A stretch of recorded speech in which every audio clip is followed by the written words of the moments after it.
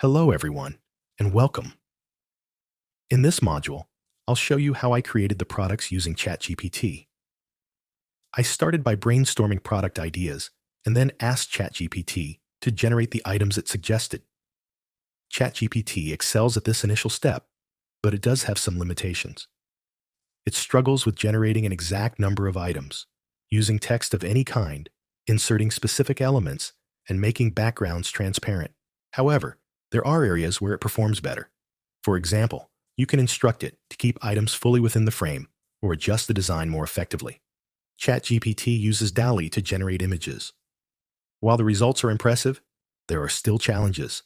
As you can see, I had multiple conversations and went through several iterations to get the products just right. There are many AI image generators available, each with its own strengths. Some perform better than others, with certain models specializing in abstract art, realism, anime, and more. As AI continues to evolve, these capabilities will only improve. This is the final product I selected from ChatGPT, and as you can see, it still needs some refinement. So, let's take a look at what Adobe AI can do to enhance and perfect our design.